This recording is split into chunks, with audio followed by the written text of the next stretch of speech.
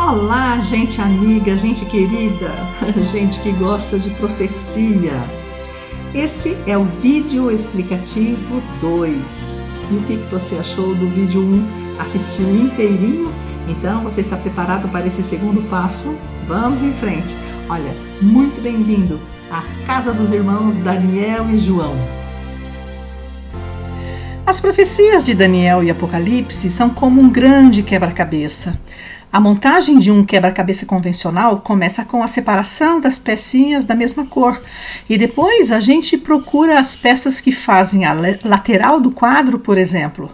Encontra padrões de repetição quando há milhares de peças. Pois tanto a montagem do quebra-cabeça convencional quanto a montagem das profecias bíblicas é objetiva. Sabia que Deus deixou 3 pistas?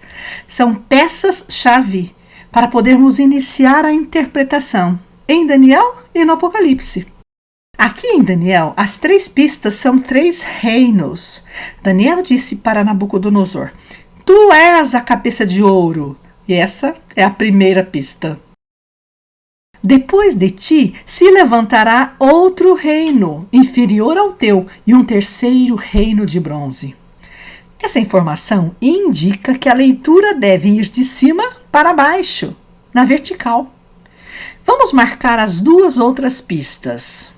Daniel informou: aquele carneiro que viste com 2 chifres são os reis da Média e da Pérsia, mas o bode peludo é o rei da Grécia. O chifre grande entre os olhos é o primeiro rei. Pois o carneiro e o bode posicionados assim indicam a direção da esquerda para a direita. Você percebe que essas peças-chave indicam o sentido de cima para baixo e da esquerda para a direita? Veja o paralelismo, somente com essas 3 pistas deixadas no texto. Agora, será que na casa de João também tem pistas? Sim. Estas 3 pistas amarelas, essas 3 pecinhas, são 3 pistas e são 3 períodos de tempo que foram deixados no texto para facilitarem a compreensão da profecia. Se na casa de Daniel as peças-chave eram 3 nações, 3 reinos, e na casa de João são 3 períodos de tempo. 3 períodos de tempo que aparecem nos versos a seguir, preste atenção. Não temas as coisas que tens de sofrer. Eis que o diabo está para lançar em prisão alguns de vós, e tereis tribulação de 10 dias. Segundo texto. Foi-lhes dado também que os atormentassem durante 5 meses. Terceiro texto. Solta os 4 anjos que se acham atados junto ao grande rio Eufrates, preparados para a hora, o dia, o mês e o ano. HDMA. Os períodos de tempo são 10 dias de tribulação da igreja de Esmirna, 5 meses da 5ª trombeta e HDMA da 6ª trombeta. Como isso é interessante, gente, é para ninguém se perder. E a partir destas pistas que a Bíblia oferece, nós conseguimos preencher a sequência das 7 igrejas e aqui elas aparecem agora. Em paralelo com a porta das 7 igrejas, nós temos os 7 selos. Os primeiros 4 selos são representados por 4 cavalos. E veja as características dos 4 cavalos do Apocalipse.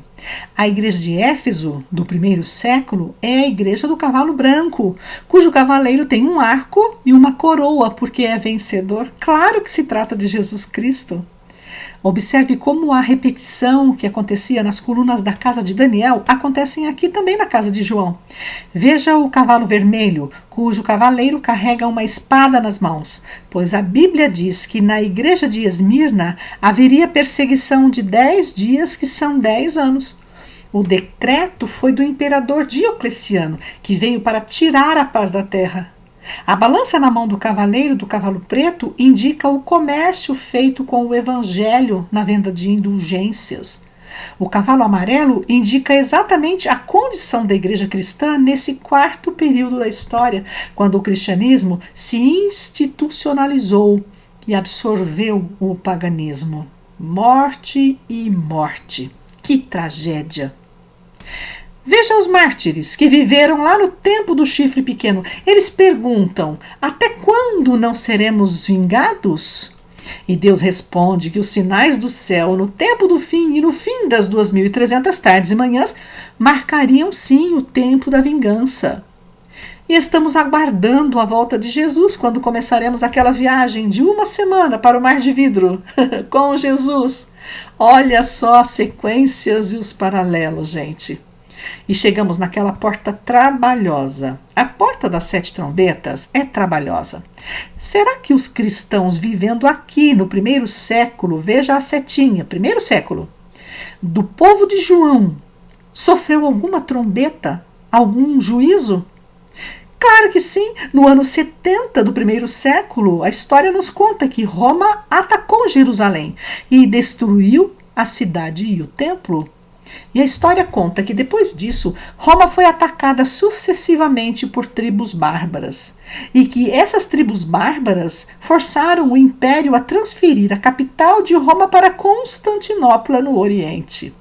Pois a quinta e a sexta trombetas aconteceram no Oriente, sobre Roma Oriental. Nós vamos nos debruçar um pouco mais nisso depois. E a sétima trombeta?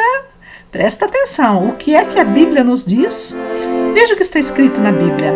O sétimo anjo tocou a trombeta, abriu-se então o santuário de Deus que se acha no céu e foi vista a arca da aliança no seu santuário. Quando é que o Santíssimo do céu se abriu?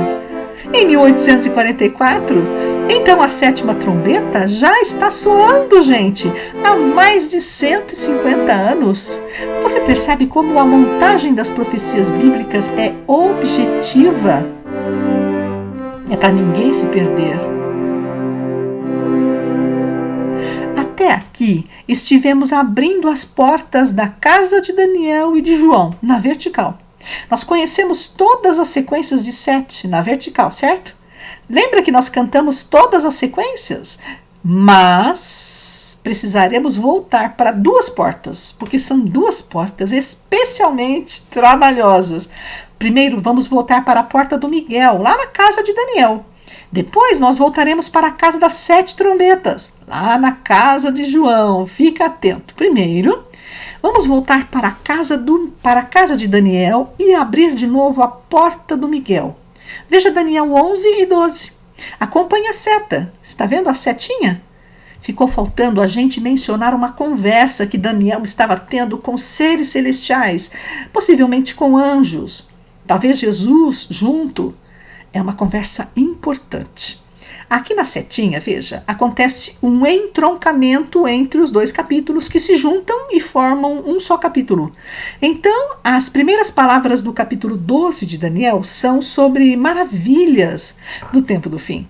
Então, alguém diz para Daniel que Miguel se levantará para defender seu povo. Maravilha. Que haverá ressurreição. Maravilha. E o saber se multiplicará. Que maravilha. Então, outra pessoa pergunta: quando se cumprirão estas maravilhas? E um homem vestido de linho responde: depois de um tempo, 2 tempos e metade de um tempo. Então as maravilhas aconteceriam depois de 3 tempos e meio, ou 3,5 tempos. Vamos analisar esse período de tempo? Então, um tempo é igual a um ano de 360 dias. Então, nós somamos 360 mais 720 mais 120. Dá 1260. Aplicamos o princípio dia-ano, 1260 anos. Agora, como é que nós podemos saber que o ano bíblico tem 360 dias e que o mês bíblico tem 30 dias? É baseado no relato do dilúvio. Veja Gênesis 7, verso 11. Diz assim: as águas começaram no dia 17 do 2º mês. As águas minguaram em 17 do 7º mês. E as águas predominaram por 150 dias. Ora, essas informações nos fazem ver que o mês tem 30 dias, que foram 5 meses de predomínio de águas. Esses 3 tempos e meio apareceram na porta da bicharada, lá em Daniel capítulo 7. E se referem ao chifre pequeno. Vamos lá para a porta da bicharada? Veja o que está escrito sobre o chifre pequeno na porta da bicharada. Daniel 7,25 diz assim: proferirá palavras contra o Altíssimo, magoará os santos Altíssimo e cuidará em mudar os tempos e a lei. Os santos lhe serão entregues nas mãos por um tempo, 2 tempos e metade de um tempo. Ou seja, o povo de Deus seria perseguido por 3 tempos e meio, 1260 anos. Olha para a setinha azul. Está vendo ali o chifre pequeno? E esse aqui foi o período da supremacia papal. Durou de 538 até 1798. Um imperador romano chamado Justiniano baixou um decreto, um edito, para corrigir os hereges. Foi baixado em 533. Foi ficando pronto ao longo do tempo. No ano 538, quando os ostrogodos perdiam a batalha contra Roma, o edito foi sancionado. Em 1798, o Papa Pio VI foi preso na França por ordem de Napoleão Bonaparte e o Papa Pio VI morreu no exílio. 1260 anos de supremacia papal. Veja a profecia das tardes e manhãs. Observe a setinha. Aqui está a supremacia papal na Idade Média. E o princípio diz: cada dia por um ano. Sabe que nós encontramos formas diferentes de representar o período de supremacia papal na Bíblia? Aparece de algumas formas. Aparece como 1 tempo, 2 tempos e metade de um tempo, 3 tempos e meio, 42 meses e 1260 dias. Agora presta atenção nesse detalhe. Em nenhum lugar da Bíblia, nenhum lugar está escrito 1260 anos. Nas 2 vezes que aparece 1260, é a palavra dias que acompanha esse número. Isso significa que nessas 2 vezes os dias se transformam em anos. Os versos que estabelecem o princípio dia-ano são: cada dia por um ano, Ezequiel 4:6. Segundo o número dos dias em que espiastes a terra, 40 dias, cada dia representando um ano, Números 14:34. Você quer ver o princípio dia-ano aplicado na Bíblia? Veja, Gênesis 5, verso 5. Os dias todos da vida de Adão foram 930 anos. Dias, anos. É a aplicação do princípio dia-ano. Outro princípio sobre a aplicação do princípio dia-ano diz assim: já não haverá demora, em Apocalipse 10:6. Ou seja, depois de 1844, a Bíblia diz que não há mais cronos. Essa é a palavra original que aparece lá. Não há mais cronos. Não há mais profecia de tempo, nem dias literais. Esqueça o tempo, que o foco não é esse. O foco das profecias bíblicas a partir de 1844 é outro, gente. Tem a ver com a nossa preparação hoje. Agora precisamos voltar para aquela conversa que nós iniciamos, a conversa de Daniel, lá no capítulo 12. Observe como a atenção do profeta foi dirigida para 1798, por 3 vezes. Por 3 vezes, Deus conduziu a atenção do profeta para 1798. Daniel queria saber sobre o fim dos tempos e disseram para ele que seria depois de maravilhas, e a sua atenção foi conduzida assim. Veja. Daniel encerra as palavras e sela o livro até o tempo do fim, 1798. Ouvi um homem vestido de linho que estava sobre as águas do rio, que isso seria depois de 1 tempo, 2 tempos e metade de um tempo, 1798. Vai, Daniel, porque estas palavras estão encerradas e seladas até o tempo do fim, 1798. Observe a seta, de novo. Deus dirige a atenção do profeta 3 vezes para aqui, 1798. Vou repetir porque isso é muito importante. Daqui a pouco eu vou perguntar sobre ela, tá bom? Depois disso, aparece na conversa 2 períodos de tempo, 1290 e 1335 dias. Esses 2 períodos de tempo são tão polêmicos, mas são polêmicos de um jeito. Mas vamos ler o que é que a Bíblia diz exatamente? Depois do tempo em que o sacrifício diário for tirado e posta a abominação desoladora, haverá ainda 1290 dias. Bem-aventurado o que espera e chega até 1335 dias. Como assim? Como é que alguém pode ser bem-aventurado se chegar até 1335 dias? A abominação desoladora foi posta aqui em 538, quando o papado se institucionalizou. E durou de 538 a 1798. Olha as setinhas apontando a abominação desoladora. Isso é muito sério. E você se lembra que eu pedi para você guardar uma data? Quem lembra que ano foi que eu pedi para você guardar? 1798, isso mesmo, Daniel não esqueceu, porque Deus insistiu nela por 3 vezes. Então, Daniel tinha em mente 1798 e Deus fala dos 1290. O que devemos fazer com essas duas datas? Ora, o cálculo é 1798 menos 1290, chegamos a 508. Então a profecia diz que é bem-aventurado o que espera e chega até 1335 dias. Bom, nós estávamos em 508, lembra? Que nós estávamos em 508? Então somamos 508 mais 1335 e chegamos em 1844. Mas olha que profecia curiosa. É a profecia do zigue-zague, veja só. De 1798, voltamos para 508 e seguimos para 1844. Você consegue ver o nosso Deus falando de coisa tão séria, com esse bom humor? Eu acho lindo demais. Mas você pode me perguntar o seguinte: o Tamide foi tirado em 508? Que eu saiba, foi em 538 que o Tamide foi tirado e que foi posta a abominação desoladora. Agora presta atenção.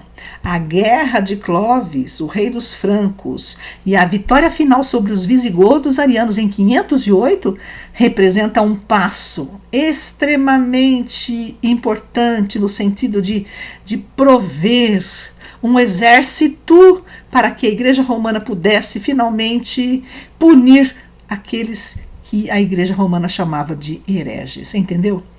Os francos eram hostis ao papado, mas Clovis conduziu seu reino ao catolicismo. A França poderia ter se tornado os Estados Unidos da Europa, mas Clovis pavimentou a estrada para os bispos de Roma instituírem o tal sistema de oposição à palavra de Deus. Depois do tempo em que o Tamide for tirado, ou seja, Clovis fortalece o papado, haverá ainda 1290 dias. Bem-aventurado que espera e chega até 1335 dias. Quem chega a 1335 dias chega a uma etapa do ministério de Jesus e encontra Jesus hoje, lá no lugar santíssimo, oferecendo incenso por você, oferecendo graça por você. É o antítipo da expiação. É um chamado do céu, porque as portas do céu ainda estão abertas e devemos entrar pela fé no lugar santíssimo, onde hoje Jesus está ministrando em nosso favor. Você percebeu o padrão de cada porta da casa de Daniel? O padrão é chegar a 1844, chegar à expiação. Agora vamos dar aquele outro pulo que nós avisamos. Nós vamos da casa de Daniel para a casa de João. Acompanhe a seta lá na porta das trombetas. Essa porta é a mais exigente de todas. Vamos lá. Antes de abrirmos a porta das 7 trombetas, precisamos analisá-la sob vários aspectos. O alvo das trombetas, a data de cada uma das trombetas, os danos causados por cada uma das trombetas, o ataque, quem atacou quem e as religiões envolvidas em cada uma das trombetas. Vamos começar pelo alvo das trombetas. Acompanhe a seta. Terra, mares, rios, astros, poço do abismo Eufrates, toda a terra. Agora observe o ataque das trombetas.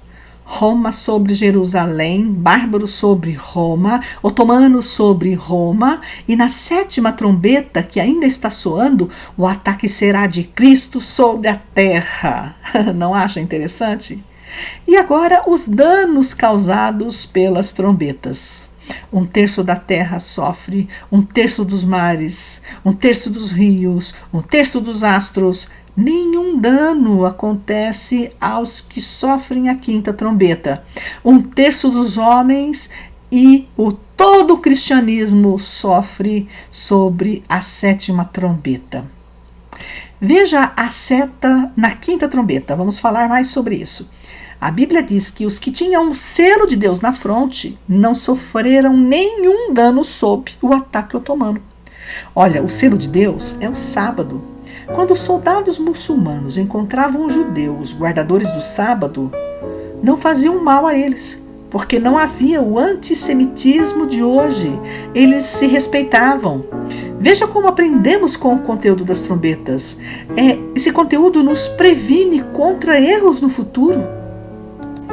Precisamos ter o selo de Deus em nossa fronte hoje.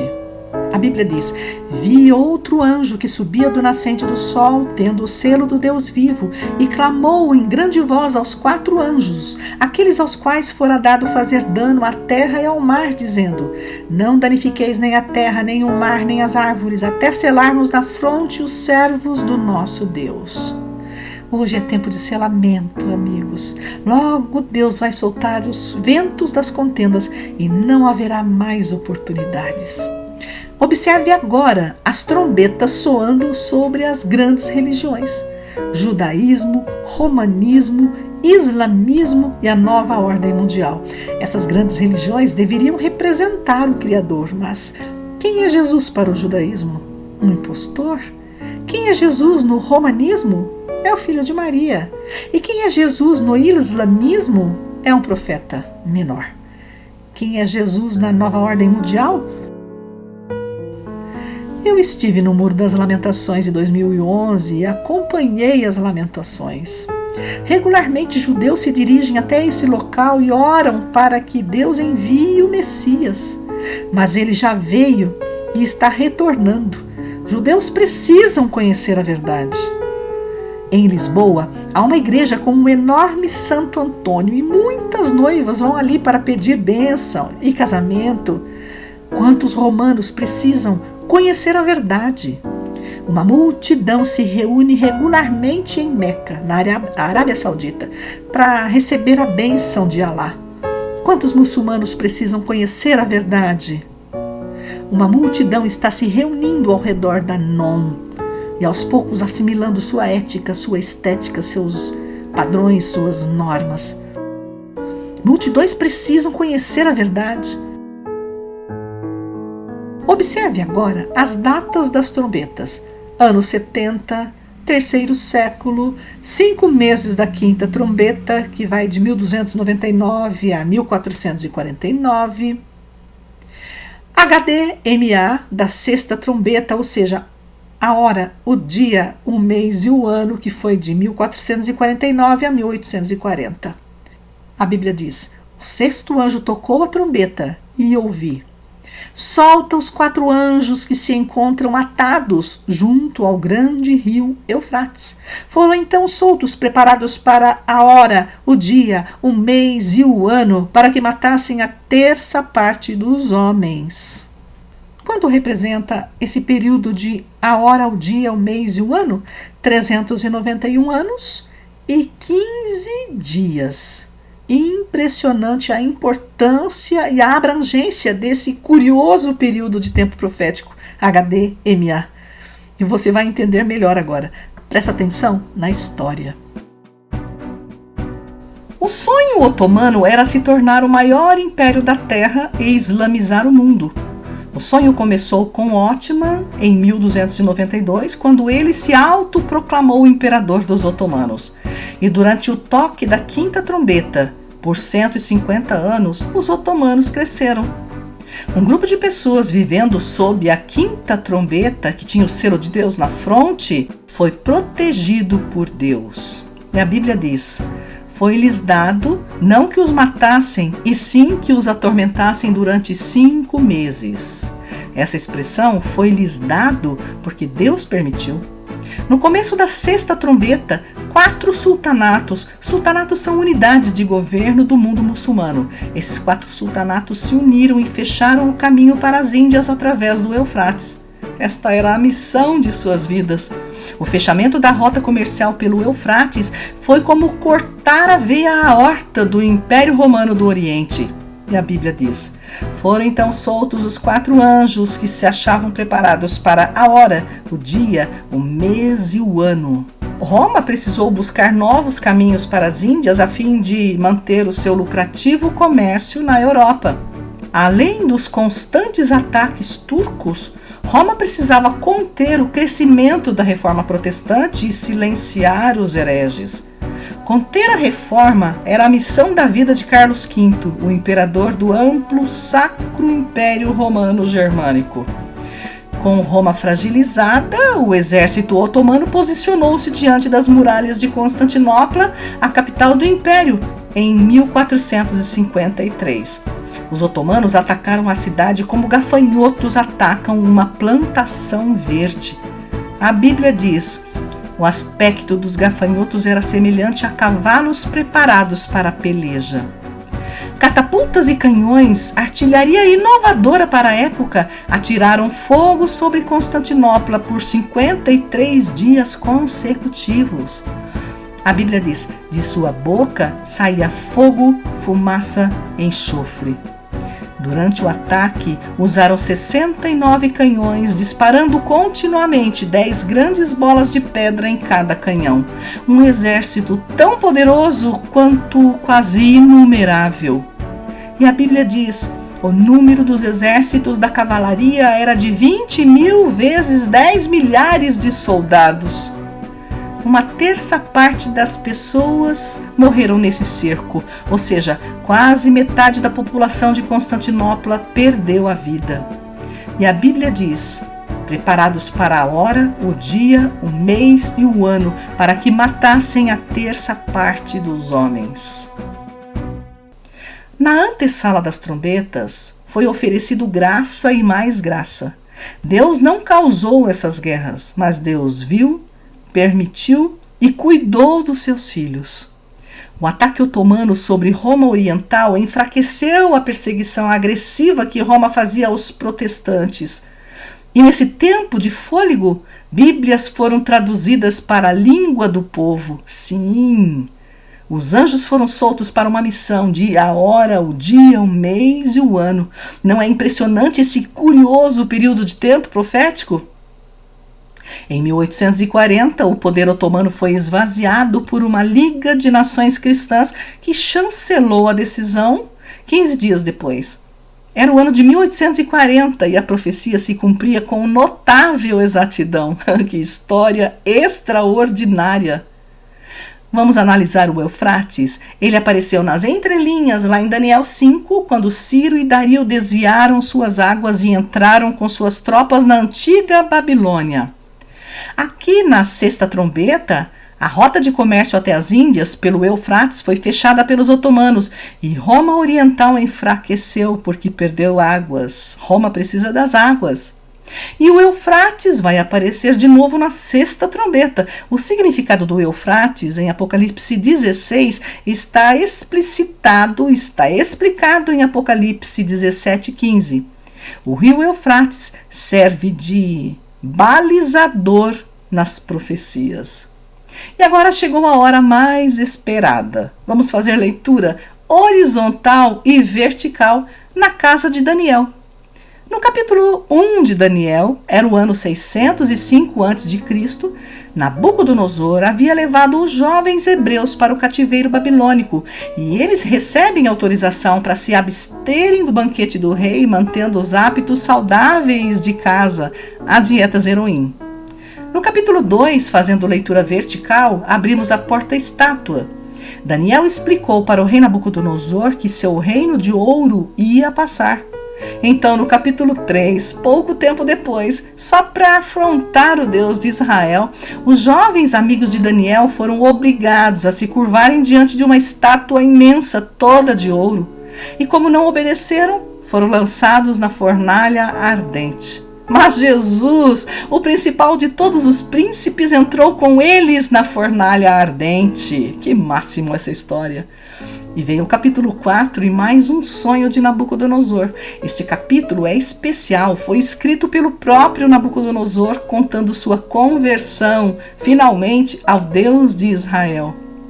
Depois de passar 7 anos vivendo no campo como um animal, ele louvou, exaltou e glorificou o Deus do céu e vai estar entre os salvos. Eu quero conhecer esse rei Nabucodonosor. No capítulo 5 de Daniel, vimos o último dia da antiga Babilônia. Belsazar fazia um banquete no palácio, utilizando os objetos sagrados do templo, trazidos de Jerusalém e tudo, quando de repente uma mão começou a escrever na parede que ele havia sido pesado, havia sido achado em falta e seu reino havia sido entregue aos medos e persas.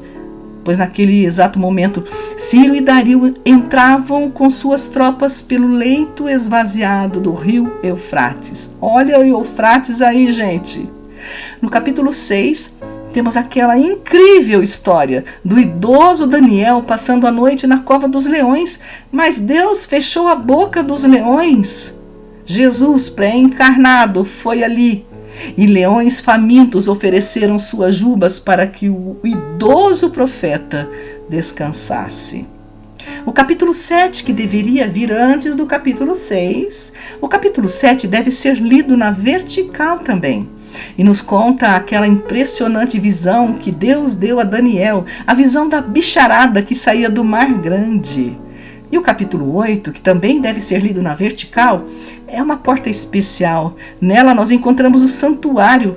Já parou para pensar por que é que Deus não manteve os mesmos bichos do capítulo 7?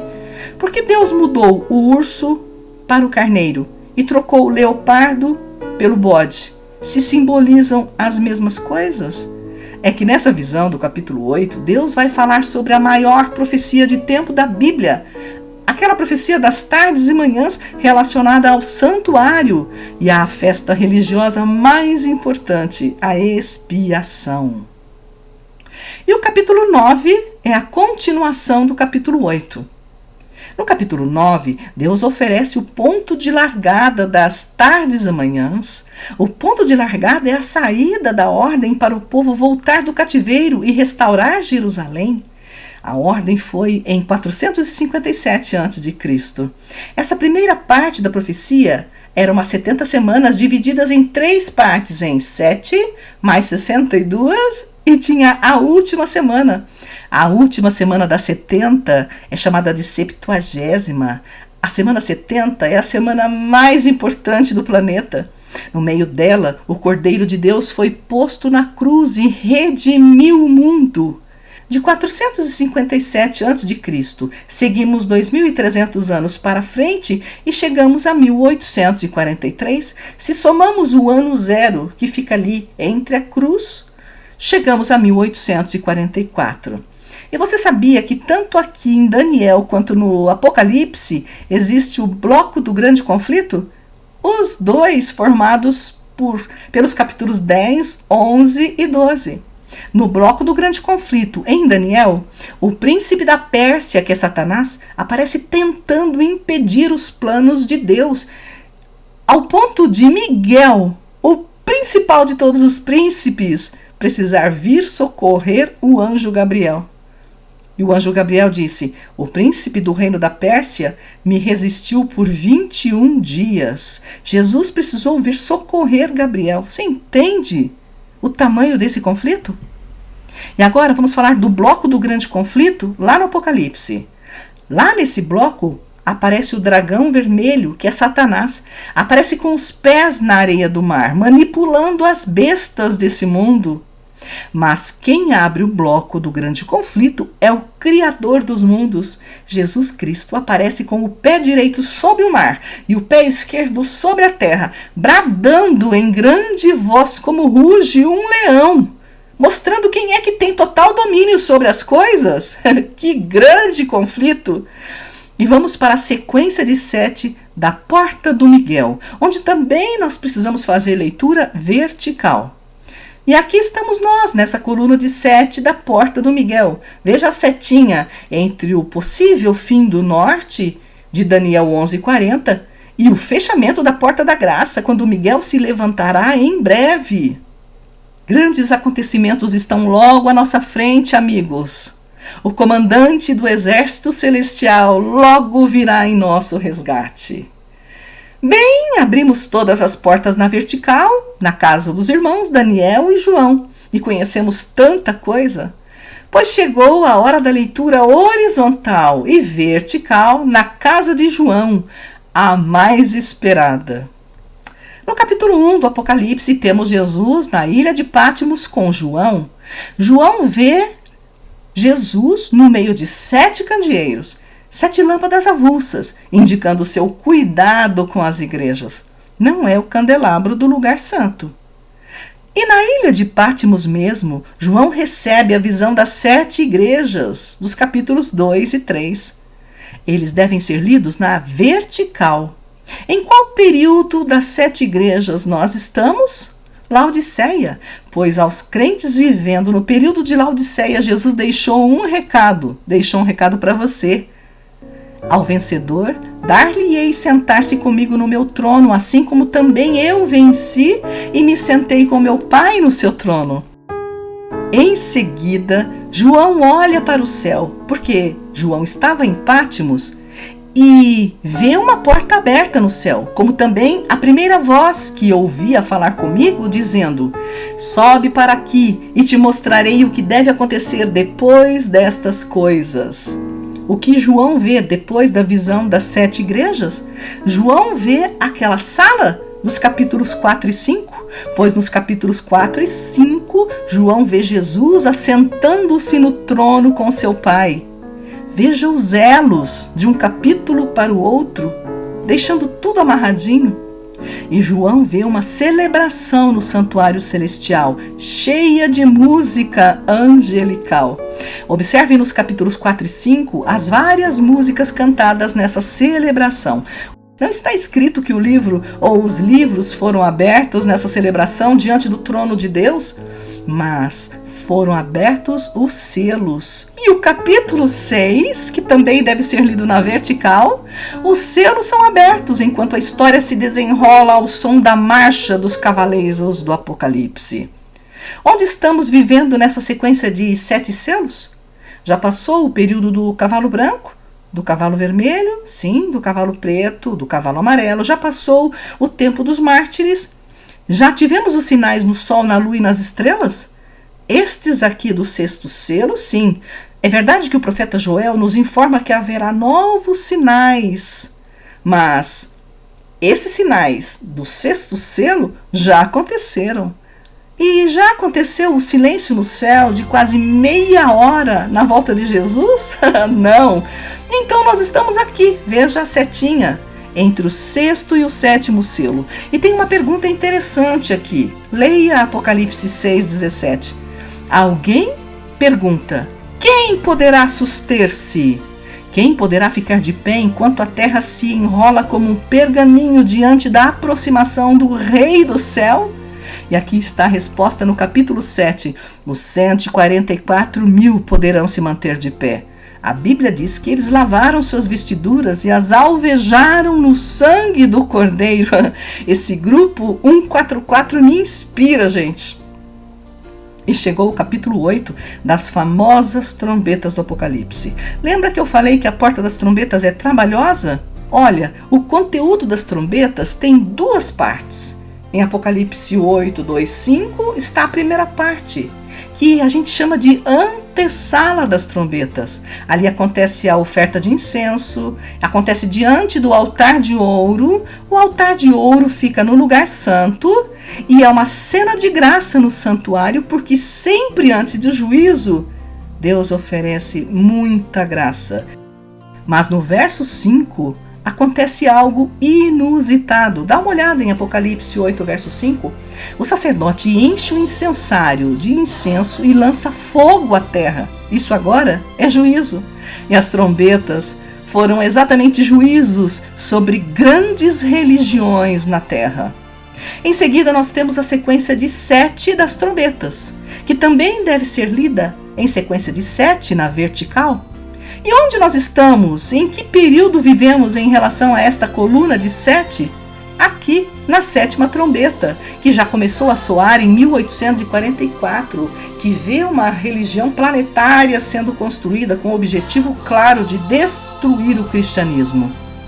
Aqui nós estamos e veremos Jesus voltar para tomar a terra e estabelecer o seu reino definitivo.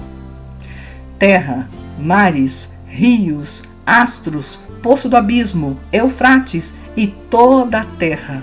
Enfim, chegamos à última porta da casa de João, a porta das 7 pragas, que também deve ser lida na vertical.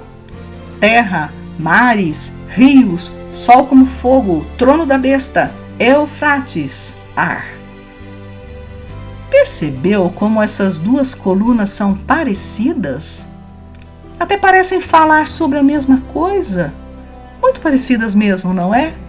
Mas tem uma coisa que separa essas duas colunas de juízos. Tem algo do santuário entre a coluna das trombetas e a coluna das pragas. Elas estão separadas pela expiação, representada na Arca da Aliança, mencionada em Apocalipse 11, 19. Uma coluna está no passado, a outra no futuro. A expiação divide o Apocalipse em história e escatologia. Está percebendo o projeto arquitetônico em cima do qual Deus projetou suas profecias? São as palavras finais do Criador, o Criador desse planeta azul. Ele está deixando as palavras finais para seus amados moradores que esperam o resgate que virá do céu. Eu espero. Olha, você consegue ver minha mão levantada até o alto? Eu aguardo o Salvador. Vem logo, Senhor. Vem nos buscar. Bem, eu aconselho você, amigo, a não perder o vídeo explicativo 3. Nenhuma profecia da Escritura provém de particular elucidação, porque nunca, jamais, qualquer profecia foi dada por vontade humana. Entretanto, homens santos falaram da parte de Deus, movidos pelo Espírito Santo.